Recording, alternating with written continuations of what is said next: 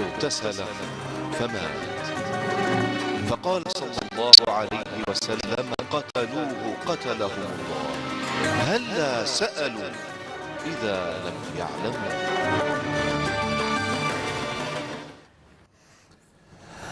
بسم الله والصلاة والسلام على رسول الله عليه الصلاة والسلام. أحبة الإيمان، مشاهدين الكرام في كل مكان، السلام عليكم ورحمة الله وبركاته، وأهلا بإخواني وأخواتي إلى هذا اللقاء الجديد من برنامج هلا سألوا، معكم ومع صاحب الفضيلة فيه الأستاذ والدكتور سعيد بويزري، أمين المجلس العلمي بتيزي وزو، والأستاذ المحاضر بكلية العلوم القانونية بداية الولاية. دكتور سعيد، السلام عليكم. أهلا وسهلا. عليكم السلام ورحمة الله. مرحبا. نحييك يا سيدي الكريم ونسعد بلقائك. سعادة. إذن ونتواصل مع إخواننا وأخواتنا على الأرقام الهاتفية 021 37 42 87 أو 021 37 45 64، وبعد بيان موضوع لقاء اليوم. مشاهدينا الكرام، إن أدق أنواع المحاسبة الزمانية عند ظلم النفس حين قال الله في كتابه الكريم قولا عظيما: أعوذ بالله من الشيطان الرجيم: فلا تظلموا فيهن أنفسكم. من أجل هذا كان أكبر أنواع الظلم وأعظمها وأعلاها، والذي لا يغفره الله ما لم يتب منه صاحبه، الإشراك بالله. جاء في التنزيل قول الحق سبحانه: إن الشرك لظلم عظيم. ومن أعظم أنواع التظالم من أعظم أنواع الظلم تظالم العباد فيما بينهم، فأكل مال اليتيم، والتفريط في الوصايا، وعقوق الوالدين والأرحام، والمماطلة في المعاملات، والغصب والسرقة والاختلاس، وأكل الربا، وتطفيف المكيال والميزان، كل ذلك وأمثاله من المعاملات والتعاملات والعلاقات، التفريط فيها والخيانة لها ظلم مقت الله أهله فتوعدهم فقال: بعدا للقوم الظالمين. عن الظلم نتكلم اليوم فضيلة الدكتور سعيد، بما أن المناسبة الزمنية تحدثت عن هذا فنتكلم عنه اليوم إن شاء الله. نعم. بسم الله والحمد لله والصلاة والسلام على رسول الله. معاشر المشاهدين الكرام، السلام عليكم ورحمة الله وبركاته. نتحدث عن موضوع الظلم ونحن في شهر من الأشهر الحرم، وهو شهر رجب. الله عز وجل حرم الظلم على نفسه قبل أن يحرمه على العباد، كما ورد في حديث رواه الإمام أحمد في مسنده، كما رواه الإمام مسلم في صحيحه: يا عبادي إني حرمت الظلم على نفسي وجعلته بينكم محرما فلا تظالموا. حرم الله عز وجل الظلم على نفسه قبل أن يحرمه على الناس وبين الناس. وقال الله عز وجل في القرآن الكريم: وما ربك بظلام للعبيد.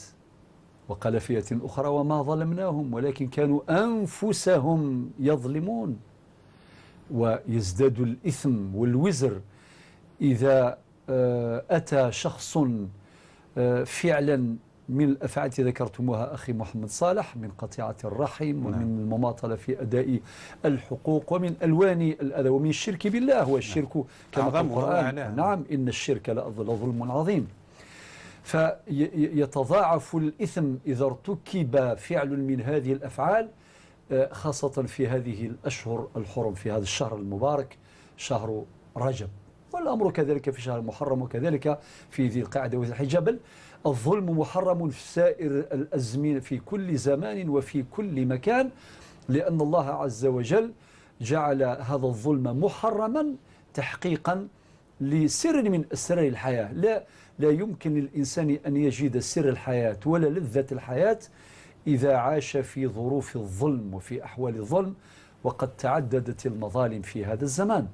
ويكفي أن نعلم بأن الله عز وجل في آخر ما أنزل عند جماهير العلماء هي قوله تعالى في سورة البقرة: واتقوا يوما ترجعون فيه إلى الله ثم توفى كل نفس ما كسبت وهم لا يظلمون. يعني هذه آخر آية أنزلت على المصطفى صلى الله عليه وسلم، يقول فيها ربنا: واتقوا يوما أجوذث السنجارو ذي ثغالم ربي سبحانه يجري فسنيس أكون يحاسب يون يون أم كل يون أي نزرع ذي الدونيث أثي غلث ذي الأخرث بعد سيدي ربي يختم سنة وهم لا يظلمون يعني ما تجرب مثرزين الباطل ذي الدونيث ورتساقوذث ذي الأخرث سيدي ربي والسعمار والسفمران الظلم. فإذا جربتم معاشر الناس مرارة الظلم في الحياة في دار الدنيا فاطمئنوا ففي الآخرة ليس هناك ظلم، لا ظلم اليوم. نعم. واتقوا يوما ترجعون فيه إلى الله ثم توفى كل نفس ما كسبت وهم لا يظلمون. إذن ذكرنا بعض الآيات ويقول ربنا عز وجل في آيات كثيرة تأمر بالعدل لأن العدل نقيض الظلم والظلم نقيض العدل. حينما يقول ربنا جل جلاله وإذا حكمتم بين الناس أن تحكموا بالعدل. وقال في آية أخرى في آية أخرى ولا يجرمنكم شنآن قوم على ألا تعدلوا اعدلوا هو أقرب للتقوى. آيات تدعو إلى العدل وتجذره وترسخه. ونجد آيات أخرى تنفر يعني الظلم وتجرم الظلم بجميع أشكاله. ثم يأتي حديث البخاري رضي الله عنه يقول فيه النبي صلى الله عليه وسلم الظلم ظلمات يوم القيامة. إذن آيات قرآنية كثيرة وأحاديث نبوية كثيرة تجرم الظلم. والناس حينما يشتكون من الظلم يرفعون الشكوى إلى الله أولا. نعم. لأن النبي صلى الله عليه وسلم في حديث الطائف دعني أتذكر هذا الحدث بعدما مات عمه أبو طالب وماتت خديجة رفيقة الدرب أم المؤمنين خديجة التي وقفت معه من أول خطوة كما يعلم الجميع حينما رجع من غار حراء يقول زملوني زملوني لقد خشيت على نفسي. ثم قالت له من أول خطوة في الوحي في تاريخ الوحي كلا والله لا يخزيك الله أبدا. ثم بدأت تذكر بعض خصاله إنك لتصل الرحيم وتحمل الكل وتكسب المعدوم وتعين على نوائب الحق أو نوائب الدهر في رواية أخرى. هذه ماتت هي أيضا يعني اهتزت جبهته الداخلية والخارجية فقد سنده الخارجي ممثلا في أبي طالب وكذلك فقد سنده الداخلي. بعد ذلك راح في رحلة الطائف. نعم. ولكن نحن نعلم ماذا كيف استقبله أهل الطائف. استقبله بالظلم استقبله بألوان من الأذى بالحجارة وكان زيد بن حارثة يحميه ويدافع عنه.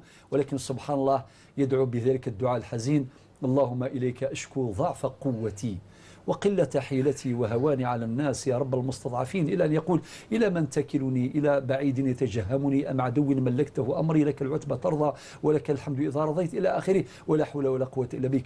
إذن الشكوى إلى الله سبحانه وتعالى. والناس الآن مظالم كثيرة تحصل جدا. مظالم كثيرة وقضايا كثيرة على مستوى المحاكم بجميع يعني درجاتها وآخرون يشتكون إلى الأئمة ورجال الصلح وقضايا كثيرة ولا حول ولا قوة إلا بالله. وهناك الآن تفنن في الظلم ما هوش فقط ظلم عادي يعني لا يتفننون. ومن أراد أن يقرأ جرائد الصباح فليقرأ جرائد الصباح ويقرأ في صفحات الحوادث وما لا يخطر على بال ولا حول ولا قوة إلا بالله. لذلك الظلم هذه قضية الجميع لابد أن نعمل جميعا من أجل معالجة أسباب الظلم في جذورها يعني في الظلم في جذوره. لماذا لا نعالج الأعراض فقط ونشرف على حل مشكلات يعني كأنها مخففات أو مهدئات ولكن لا بد أن تعالج جذور الظلم في أصولها. ثم أن الظلم كما يقول العلماء هو من أسباب دمار الحضارات يعني من أسباب قيام الحضارات العدل. مما أذكره هنا تحضرني كلمة للخليفة الخامس عمر بن عبد العزيز حينما طلب منه الوالي قال له يعني أعطيني أموال من أجل بناء حصون لتحصين المدينة. هو هكذا يعتقد أن المدينة تحصن بالجدران بالحصون العظيمة الكبيرة التي ترد الأذى. ورد عليه بعباراته المعروفة وبرسائله القصيرة جدا سلام عليك ثم قال حصن مدينتك بالعدل فإن الظلم مؤذن بخراب العمران. وهذا كلام أيضا ينسب إلى ابن خلدون. لذلك أقول أن الظلم هذا هو من أسباب دمار الحضارات. والعدل من أسباب ومن عوامل قيام الحضارات. إذا أردنا أن نحافظ على كياننا المعنوي، إذا أردنا أن نبني حضارة، إذا أردنا أن نحقق التعايش والتناغم فيما بيننا كبشر، وما خلقنا للصراع، وما خلقنا للظلم، وما خلقنا للحروب، وما خلقنا للفتن، لابد أن نتعايش، لابد أن تتضافر جهودنا جميعا كل من موقعه من أجل تحقيق العدل ومن أجل نفي الظلم بجميع صوره وأشكاله. بارك الله فيك دكتور سعيد، ومشكور على هذا البيان. إذا نتواصل مع الإخوة والأخوات على الأرقام الهاتفية 021 37 42 87 أو 021 37 45 64. إذا فيه مكالمات يا سيد أحمد نستقبلها إن شاء الله. نعم، من وهران أم حميد، السلام عليكم ورحمة الله. الو السلام عليكم. وعليك السلام يا أختي.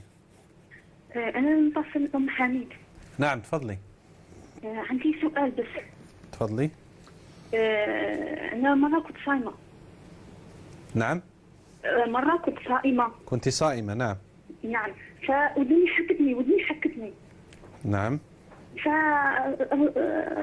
فأنا قصت الريق، رجعت الريق شحال من مرة، ولكن بعد جاني شك باللي راح الدم في الريق. فهل سقط على الصيام؟ شكيتي فقط؟ شكيت برك، مع اللي انا رجعت الريق شحال من مره وتاكد باللي الريق ما كاين فيه والو. نعم. وهذا ما كان، حبيت لو كان الشيخ يعطيني غير الرقم تاعه. يعطيك ان شاء الله. شكرا جزيلا. تبقى على الهاتف. شكرا. العفو يا سيدة، العفو. رضا من فرنسا. نعم. السلام عليكم. وعليك السلام يا رضا. السلام عليكم شيخ. لا أسمعك جيدا يا رضا. رضا. نعم. الله ينعم عليك. السلام عليكم والسلام على الشيخ وربي ان شاء الله يجازيكم على هذه الحصه. امين يا رب العالمين. تفضل اخويا تفضل. يزيد فضلك. الاخ انا راني هدرت على مشكل الزوجيه، انا راني فريمون في مشكل، راني طايح في واحد المشكل، ما لقيتش كاع واش ندير. راني بفل دراري، طفله 10 سنين وطفله ثاني 7 سنين، ولد قريب عامين في هذا الصيف. مرا تاعي كنت نضرب بها المثل، جبتها انايا هنايا في فرنسا، تعرفت بها كاي شاب جزائري جاي من الجزائر للغربه، جا الجزائر للغربه وكان عنده ولاباس سقم تاعي تسقم هنا غير ريسامون برك عندها واحد العام ولات لي تكيف، وراني عام وانا عقابها عام وما سكتش، ومشاكل على جال هذا الدخان هذا اللي هبلنا، واحط الكوبل هذا راح. ويا سي سعيد الحق درك حتى وين باش نسكت، ولا تدير لي في الطلاسم نصلي هكذايا ونحط حتى ربي ولا يشوف هكا بديت نحوس لقيت انا الطلاسم. واش من حكم انا واش راح ندير يا شيخ؟ انا راني حريره في عمري، هذه مسؤوليه تاع دراري وزوجي ما كاينش صالحه، ربي راه عالم. انا نصيمي لا ريسبونسابيلتي الحمد لله. راني هنا هضرت مع باباها ما يستقبلنيش كاع، دركا رحت نشوف غير ولادي برك زعما توحشتهم سمانه اون فاكونس تماك، ديت معايا شويه فاكهه هكايا وداخل عباك باللي الباب غلقته لي على صبعتيه في دار باباها، وباباها حاوسني كلات لهم كاع راسهم، الناس كاع ولاو يكرهوني، وانا انسان راني نحط راسي القبله ونعاون الناس، والناس يعرفوني هنايا. انا كي نهضر هكذا باسكو المؤمن مصاب، انا ما فهمتش انايا علاش هاد الشيطان لحق مرتي هكايا حتى دير لي طلاسم هكذا. نشوف هكا قلت لها اليوم قلت لي ما شوفي بنتك واش دارت لي، تعرف ولا شيخ نتواصلوا معاه. نتواصل معاه. شوف يا رضا خلي رقم الهاتف يا رضا، خويا هذه حقيقة يعني مشكلة، ولكن إن شاء الله لها حل بإذن الله تعالى. أعطونا حل ونصحوني بإذن الله. شوف خلي الهاتف يتواصل معك الشيخ، لازم يسمع منكم جميعا، لأن هذه العموميات لا يمكن الحكم فيها والقطع فيها، ولكن يتواصل معك إن شاء الله الشيخ سعيد بعد ما تترك الرقم الهاتفي. تسمعني يا رضا؟ نعم. الو السلام عليكم. نعم. نعم. واش حقه انا تكوبات المكالمه ولا ماشي؟ لا، راك معنا على الهاتف. واش نعطي لك الرقم تاعي؟ الرقم تاعك خليه للزملاء في الإخراج. نعطيهم لي نعطيهم لهم إن شاء الله. إذا إلى غير رضا، هل فيه مكالمة؟ نعم.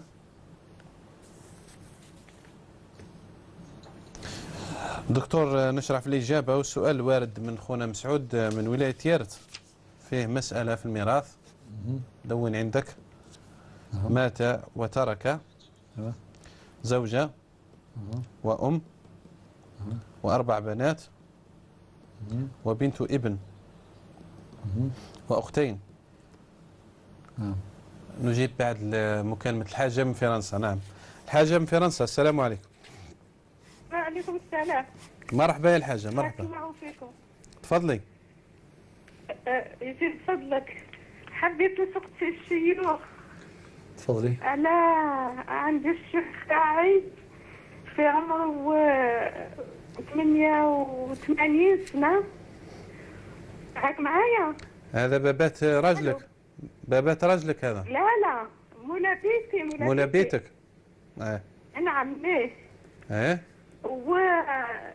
وعنده عامين من اللي مرض، جاه نزيف في المخ تاعو، طاح ماشي مرض، طاح جاه نزيف في المخ تاعو. نعم. وراه من ذاك الوقت وهو قاعد بلا صلاة. جايب الخبر ولا لا؟ يجيب الخبر ولا لا؟ ماشي جايب الخبر. نعم. ماشي جايب الخبر، ويعني كيف صغير اللي يربى. نعم. نعم. ومازال عندي سؤال، ما تقطعنيش من فضلك. واصلي. فهمتني ماذا هذا السؤال واضح. السؤال الموالي. السؤال الموالي، أنا يا كان راني كبيرة في الثمانينات. نعم. وكاينين اللي يجيو يبدلوا له صباح وعشية، قطرتهم من ساعة وساعة لساعة يجي راجل يجيبهم. يجي راجل على خاطر عندهم دار يدخلوا وحدهم، وكي يدخل ما نكونش دايره الخيمه، وقاعده متقلقه من هذا الشيء انايا، باش نروح نجري ندير الخيمه يكون فات الحال دخلوا هما. ساعه نكون في الكوزينه ساعه، وهذا الشيء انا راه مأثر فيا. هذوك يجيو يشوفوا مولا بيتك، يطلعوا عليه. يجيو يبدلوه ويجيو يقوموا به. سمعتني؟ جايين شرح لك الممرضين ولا هذو قرابة نتاوعك ولا ناس بعيدية عليكم؟ لا خدامين. خدامين يجيو باش يبدلوا له ويغطوا له باش يقوموا. نعم في فرنسا هذو. ماشي نعم، واضح. سمعت. نعم. انا قلت لك كاين فيهم 60 ساعة وكاين 3 يقوموا على تطبيبه واللوازم نتاعو. نعم، معروف هذا الامر. بصح انايا ما نعرفش ولا راهو جاي اليوم الصباح ولا اليوم للشيام. ساعات يدخلوا يجي الراجل يصيبني بلا خمار، وهذا الشيء قاعد مأثر فيا انايا. واضح. سمعتني يا وليدي؟ واضح الحاجة، واضح. نعم. صح. وبارك الله فيكم كامل. الله يبارك فيك. وانا نستنى لحد باش نشوف الشيخ تاعي. ان شاء الله. بارك الله فيكم على هذا. يبارك فيك يا الحاجة. الله يسلمك. شكرا. بالسلامة اختي، بالسلامة الحاجة. أم مهدي من عين دفلة، السلام عليكم. السلام عليكم. أهلا وسهلا. جزاكم الله على هذه الحصة. الله يبارك فيك. تفضلي. أخ عندي سؤال. نعم. هذه تانيتي يروحوا لهذه المرأة وتقول لهم باللي انتوما فيكم السحر وفيكم يعني السحر ومضروبين. شكون اللي يروح لها؟ شكون اللي يروح لهذه المرأة؟ هذو تانيتي يروحوا لها. نعم. يقولوا لها تقول لهم باللي فيكم السحر وفيكم. قلت لهم هذا شرك بالله، وتقول لهم زعما وشكون دارت لكم هذه المديره. نعم. قلت لهم هذا شرك بالله. جاوبهم وجزاكم الله خيرا. وإياك، شكرا. السلام عليكم. معنا نعيمة من فرنسا. نعم. الو. نعم. مساء الخير. مساء النور. نهضر بالقبيلية. معليش تفضلي. مسخر لون مسخر الشيخ. مساء الخير على السلامة. مرحبا. بغاك كتسقسي سعيون المشكل. بغا تهضر في في الشك. الشرك ما في الشك.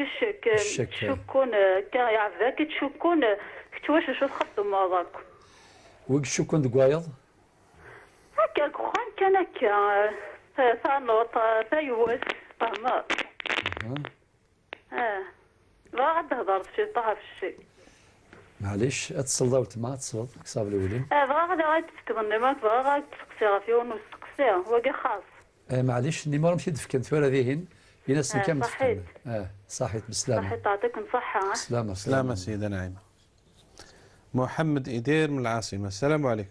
من رئيس حميدو وهو كذلك. وعلى الهواء مباشرة. ورحمة الله وبركاته سي محمد صالح. وعلى الهواء مباشرة. واش راك وجه الخير؟ لا بأس.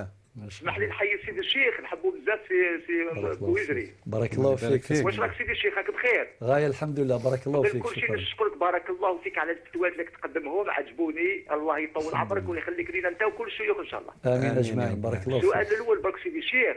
ايوه. نسمع بعض العلماء يقول لك الزكاة ما تعطيوهاش المسجد. نعم.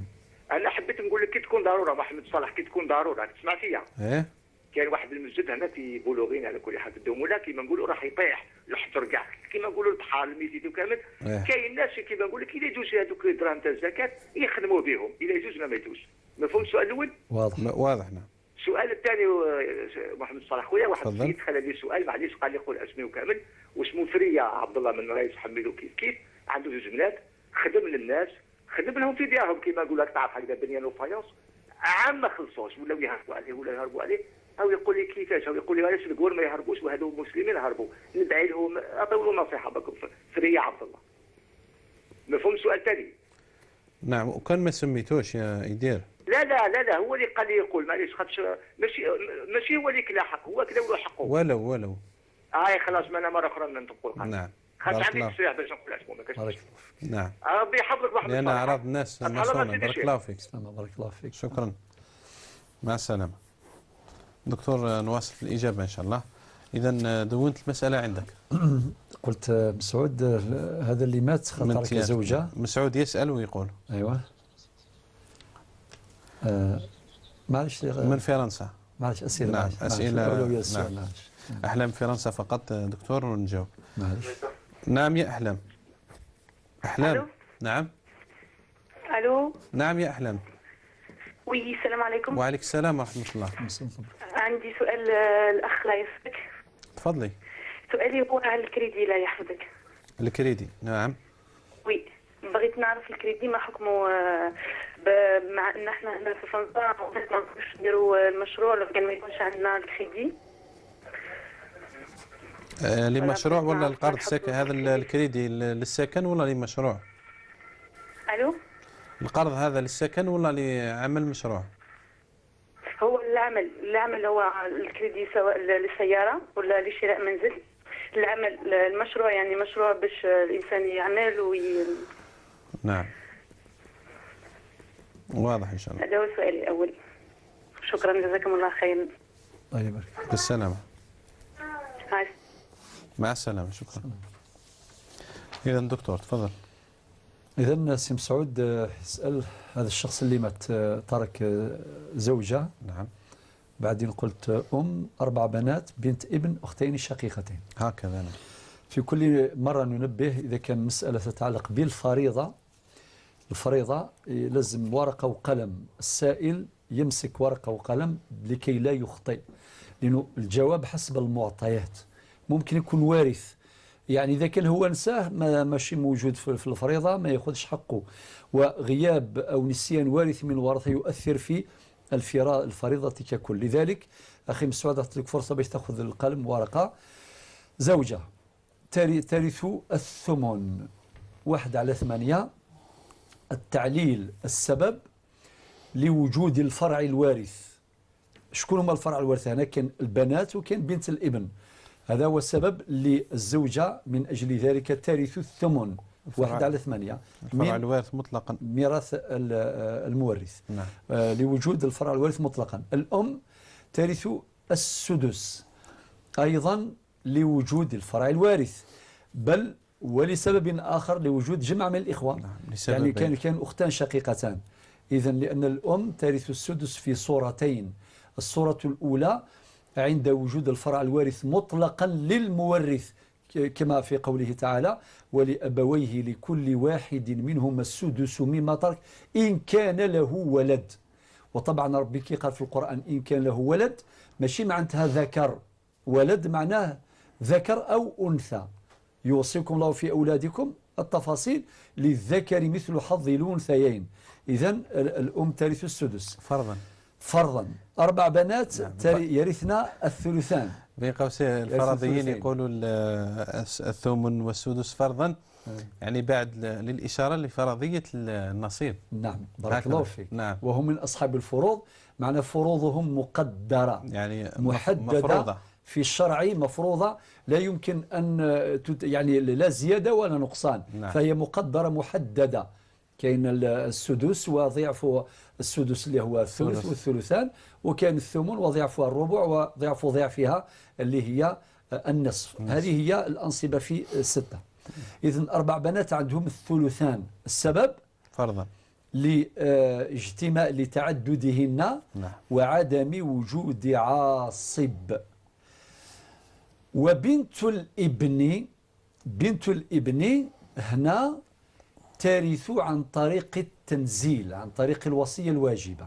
بمعنى لو كان ما كانش 4 بنات، كانت بنت واحدة، نورثها بالنصف، وبنت الابن ترث السدس تكملة للثلثين.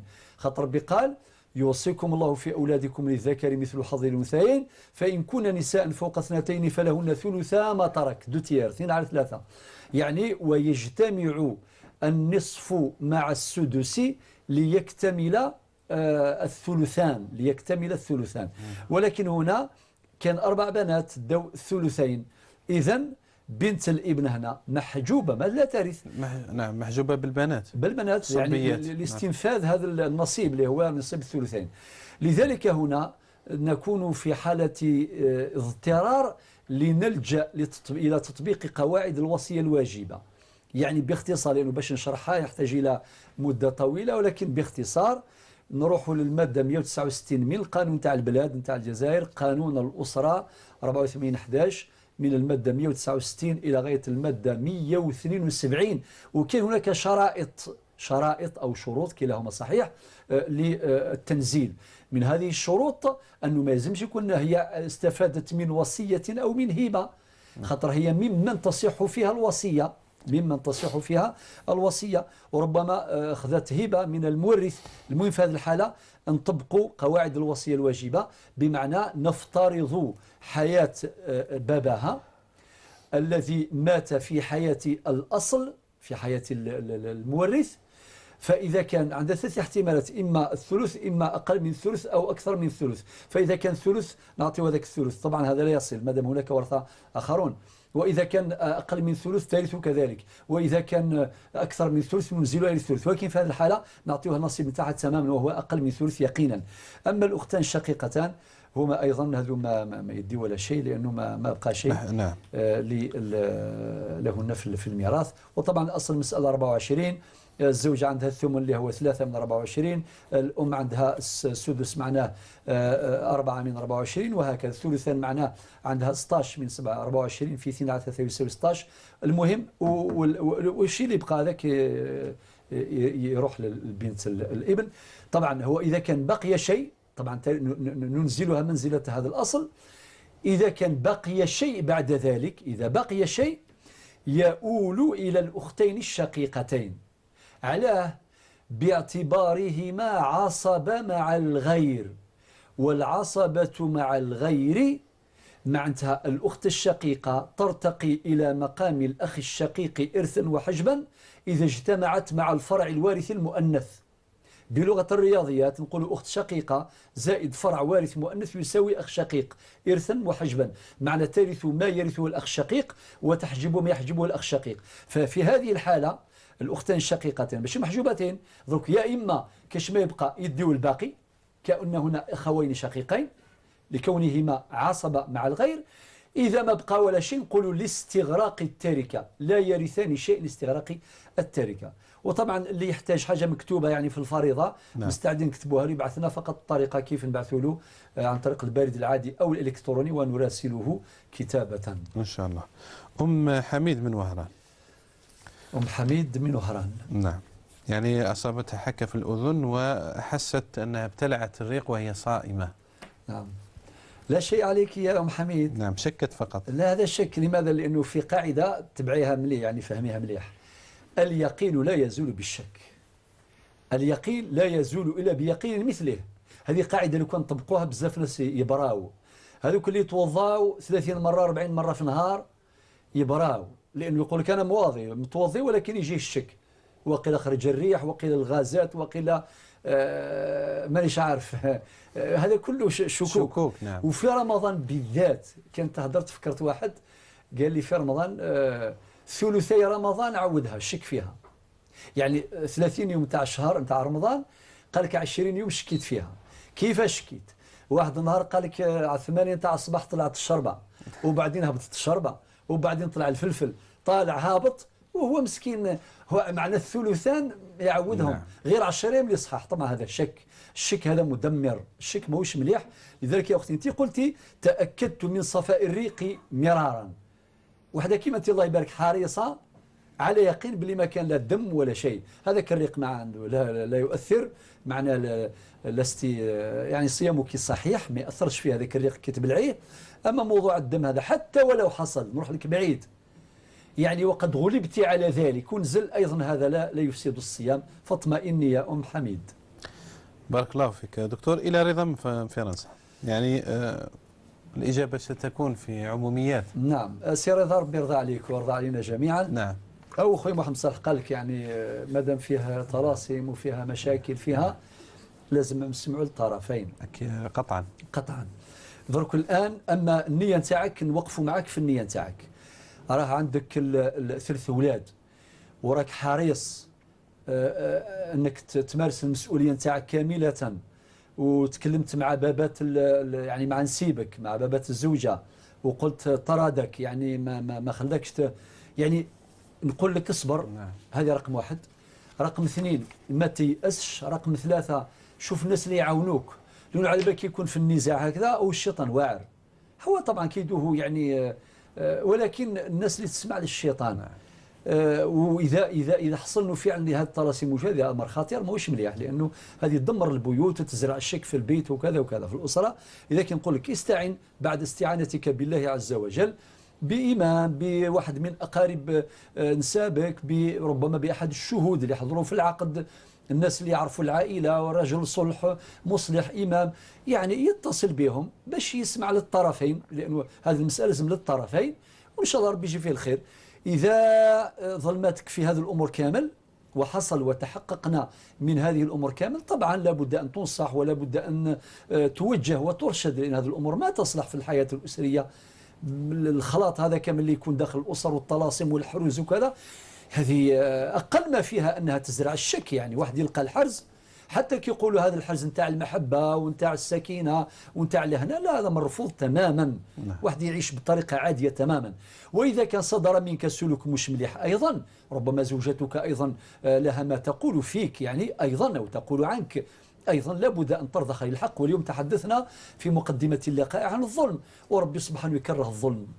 قال في القرآن الكريم: وإذا حكمتم بين الناس، ماشي بين الناس كلهم، أن تحكموا بالعدل، ولا يجرمنكم شنآن قوم على لا تعدلوا اعدلوا هو أقرب للتقوى. العدالة هذه راهي مطلوبة بزاف، والظلم مش مليح. الظلم ظلمات يوم القيامة. ويقول النبي عليه الصلاة والسلام: اتق دعوة المظلوم، باش يجي واحد يفرق بينك وبين ولادك. هذه جريمة وهذا ظلم كبير. يعني يوم القيامة أنت ترفع يديك لربي سبحانه وربي يستجيب.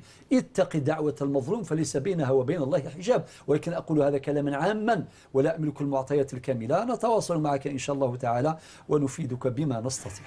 نعم، بارك الله فيك دكتور. الحاجة من فرنسا تسأل لزوجها الذي وقع له نزيف في رأسه ففقد عقله، يعني أصبح بلا وعي، وتسأل له عن صلاته. اللي صلى كامل ربي يتقبل الحجة، مادام هذه خاتمته مرض منذ عامين، نزيف في المخ، فقد وعيه، فبالتالي يرفع عنه التكليف. قاعدة يقولها الفقهاء: العقل مناط التكليف. ما يقدر الآن يدير تصرفات مالية، بيع وشراء وعقود وكذا، لأنه العقود نتاعو باطلة، أصبح عديم الأهلية. هذه أحكام الشريعة وأحكام القوانين أيضا. إذن ما يصليش. إذا جاءته لحظات الوعي هنا يصلي، ولكن إذا كان دائما ماهوش واعي فبالتالي ما عنده ولا شيء، ماهوش مسؤول، فبالتالي ما يصليش الآن، ما كاين حتى مشكلة، ما تقلقوه، ما تأمره ولا شيء. نعم. سؤال موالي: من يأتي لتطبيبه والقيام بشؤونه؟ والله الحاجة هذا كنت تتكلموا، حنا نتصوروا بلي الواحد باش يدخل الدار يستأذن. يعني هذا الناس اللي يجيوا النساء ورجال الذين يشرفون على خدمته وتطبيبه وتطهيره، أكيد الحاجة أنه يدخلوا يتبطبوا، يعني يطرقوا الباب، يستأذنون.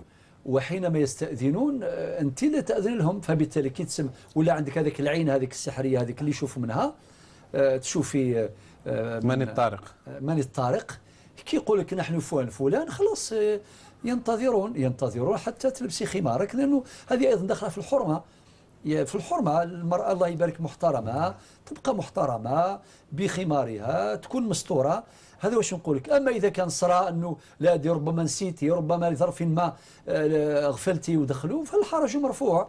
ولكن هناك تروحي تبادرين، تروحي تجيبي الخمار وتستر روحك والسلام يعني. ولكن الأصل أن هؤلاء الناس لا يدخلون عليك لزيارة هذا المريض يعني زوجك إلا بعد الاستئذان، وأنت فطرت، أنت لا ما تأذنين لهمش حتى يعني تلبسي خمارك والسلام. نعم. بارك الله فيك دكتور. أم مهدي من عين دفلة، لها قرابة يعني يذهبون لامرأة تدعي يعني معرفة الأشياء، أن الناس مصابين بالسحر وأن الناس مصابين بالعين وغير ذلك. والله يضرك نقول لك يا أختي أم مهدي، إذا كان يروحوا للرقاة الذين يلتزمون بضوابط الشريعة في الرقية الشرعية، هؤلاء بحكم خبرتهم يعرفون أعراض السحر أو أعراض العين. هكذا ذلك هذون إذا كان يعني راحوا لهذون الله يبارك، ما كان حتى حرج، بشرط كما قلت أن يكون هؤلاء الرقاة ليديروا الرقية من الذين يتقيدون بالشريعة وينضبطون بها. موش هذوك الناس اللي يقول لك هذا اللي ذلك السحر هو خالتك وعمتك وفلان وفلان، ويديروا فتن ومشاكل، شو عندهم سكانير وعندهم الرادار يجبد العجب وكذا وكذا. والله غير كان أمور بعض الناس يدخلوا فيها ما عندهاش أساس من الصحة، لا علاقة لها لا بالشرعي ولا بالعلمي ولا بالمنطقي. أما إذا كان يكونوا هذو القرابة يروحوا لهذو يديروا الشعوذة يعني، فهذا لا يجوز. ولا هذوك اللي يديروا نعم. الكهنة هذو كلهم لا يجوز من يعني الكفر هذا مرفوض شرعا ولا يجوز شرعا إطلاقا، لا اللي يروح لهم ولا اللي يدعهم ولا يشجعهم ولا يعطيهم العناوين ولا شيء. نعم. بارك الله فيك دكتور. محمد يدير من رئيس حميدو، هل تعطى الزكاة للمسجد؟ قبل ذلك نعيمة فرنسا طرحت موضوع الشك. نعيمة القبيلية. نعم. الأخ محمد صالح هذه طرحت موضوع الشك داخل الأسرة، سواء من زوجة يعني زوجها، زوجة أخ الزوج، أو من أخت الزوج، أو داخل الأسرة. وطبعا هذا الشك إذا كان داخل الأسرة بقى على خير. نعم. يعني ما كانش حاجة تدمر الأسر كما الشك. ذكرنا قبل حين في العبادات قاعدة: اليقين لا يزول بالشك. ورب سبحانه حتى في نقل الأخبار واش قالنا؟ يا أيها الذين آمنوا إن جاءكم فاسق بنبأ فتبينوا أن تصيبوا قوما بجهالة فتصبحوا على ما فعلتم نادمين. هذه الأخبار التي يتناقلها الناس، فلان قال فلان قال فلان قال، وبعدين في الآخر تتقطع العلاقات وتمزق الأواصر ويصرى الطلاق الشك قنبلة ذرية، قنبلة ذرية داخل للبيت. هذه الأسرة تروح تماما.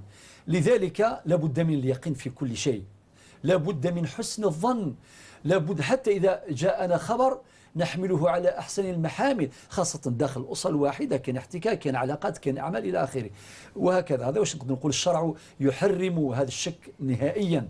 هذا مدينة قلت نعيمة الشك داخل تواشلت ثواشلت ما تفنى في الساسي جهدا أتفنو في القدر أو في الحرمة أو في ثيذت أو في فوال زيضا إلى قد بعد الشك ما يكشم أولاون يكشم ألاغن ثانوط ثلوس ثمغار ثيسليث ياك داخل البخام ذا شرا يضرون أخامنا في الدم وحمالة في الدم وسيف تعيشين كني ذيوث تواشلت إلى قد معوانا إلى قد يحذارا إلى قد يحرزان ما والدينا ما كنقرنينا ووينا وضو شوطي لا تصيرنا الشكاكي ما يشم داخل البخام لا محمد رسول الله. يعني ذي المنكر مقران ذي الشرعيث ذي الميزان الشرعيث أوريجو زاران الشك إلى قنفلو ياك ذرثنا في اليقين في الصح ماشي في الشك. وقارمين ذي قويت قبائل ثنا كي الصح الكذب 4 غوضان اشو يسلاو مزون اشو ثلاثيط دا كان. ولكني ما الا نسلانا ثلاثيط دائما ان نرفذاولني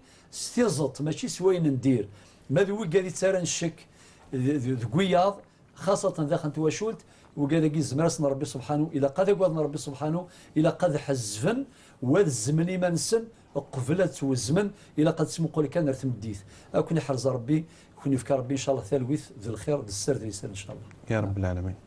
معنا مكالمة أمينة من معسكر. السلام عليكم. الو السلام عليكم. أهلا أختي مرحبا. لاباس؟ لاباس الحمد لله. المهم عندي سؤال. تفضلي.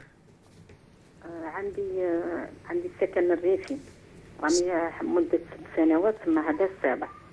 ايوا زعما اقربيه هكا الناس يقولوا لنا مدوا زعما رشوه ايوا طاوهم. وحنايا الزوج تاعي قالوا له راك ممحي كاع حتى واحد زعما يخدم في هذيك الخدمه قال له ما في الدوسي زعما هكا هضر مع المير هضره ماشي مليحه. ايا قال له حاربك هكا ضارب عليك بالاحمر. ايا قال له زعما راك مواسي راك منحي منها. ايا قالوا له واحد الجماعه قالوا له مد رشوه كيما فلان وفلان. انا ما بغيتش نمدها لا عليه.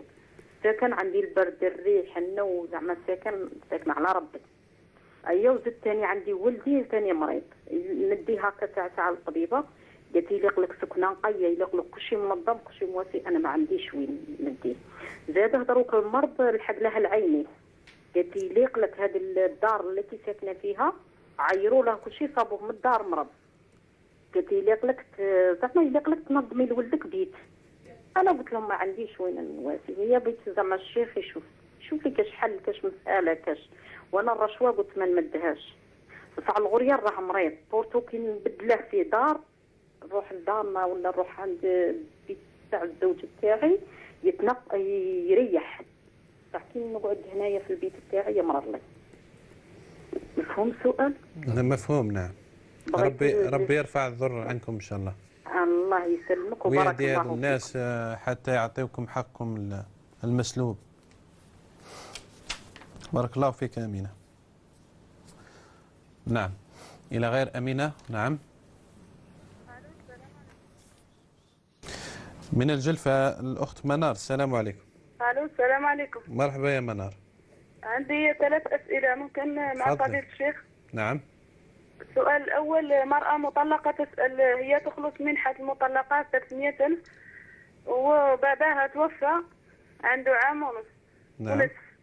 وعاد تخلص هي ويماها منحة التقاعد مع العلم أنها مريضة أمراض مزمنة دائمة العلاج. هل يجوز لها أن تخلص 2 خلصات؟ نعم. يعني منحة المطلقات ومنحة التقاعد تاع باباها. نعم. صندوق التقاعد أعطيتوا له بيان باللي راهي مطلقة. نعم. نعم يا منى. هم على بالهم اللي. نعم. والسؤال الثاني مرأة عندها الإرجاع دائما. بس بصفة دائمة، وحتى في الصلاة ترجع لها الأكل. نعم. ماذا تفعل؟ واضح إن شاء الله. السؤال الثالث. ألو. واصلي. أنا رضعت بنت عمتي عمرها 9 شهور مع بنتي بنفس السن، 3 أو 4 رضعات غير مشبعات، صح دخل الحليب في فمها، هل تعتبر ابنتي؟ نعم. من غير علم زوجي، ما رضعتها وخلاص، كنا في فترة رضعتها، كانت تبكي رضعتها. واضح إن شاء الله. واضح يا منار. بالسلامة أختي، شكرا. منى من بجاية. الو، السلام عليكم. وعليك السلام يا منى. خويا عندي سؤال شخصي هكذا حابه نسال الشيخ فيه، معليش من بعد نتواصل معاه. نعم وهو كذلك. شكرا يا منى. إذا دكتور نواصل مع السائل محمد يدير من رئيس حميدو. منح الزكاة للمسجد لضرورة، قال كسقوطه أو يعني سيسقط هذا الجامع. نعم. الأخ محمد يدير مرحبا بك. أولا نقول لك الزكاة، تفتح المصحف في سورة التوبة الآية رقم 60، إنما الصدقات للفقراء والمساكين، جابهم ربي سبحانه 8 أصناف هكذا، ومن هذه الأصناف 8 كاين وفي سبيل الله. إذن نعطيك باختصار، الأصل أن أموال الزكوات لا تمنح إلى المساجد أو للمساجد، رانا في بلد مسلم. هذه الاستثناء يكون للمسلمين اللي راهم في ديار وين غلب على هذه الديار الكفر والديانات الأخرى. هناك المسلمون قلة، يجوز لهم أن يدفعوا أموال زكاتهم لبناء المساجد لإقامة دين الله، وهذا يدخل في باب في سبيل الله. اتفقنا؟ أما نحن هنا مسلمون أخويا محمد يدير بارك الله فيك، الأصل أننا ندفع الأموال الأخرى يعني من أجل بناء المساجد، والمجتمع راه يبني، والدولة أيضا راه تدعم من خلال مؤسسة المسجد وإلى آخره. إذن هذا الذي نراه. ولكن إذا كان ما كانش المسجد آيل للسقوط وتكون هناك ضرورة، ووصل هذا الأمر إلى ولاة الأمور على مستوى مديرية الشؤون الدينية والأوقاف، وفيه مؤسسة المسجد على مستوى كل مديرية الشؤون الدينية والأوقاف وطنيا، فضلا عن وزارة الشؤون الدينية والأوقاف. إذا كان هذا الأمر بلغ لهم جميعا والناس وكذا، وشفتوا أن المال اللي دخل ما يكفيش أو ما دخلش أصلا، هنا يجوز لكم. نعم هنا يجوز لكم. هكذا محمد يدير، الله يبارك. السؤال الآخر، السؤال يسأل لي إنسان قال عمل عند الناس وأكله في حقه. نعم. طيب يا سيدي، هنا نذكر هؤلاء الناس الذين كلاو حقه. هذا الشخص اللي كلفك باش تسأل خدم، والمفروض العمل يقابله أجر، يقابله مال، كل جهد مبذول يقابل بمراتب أو بأجر هكذا. نعم.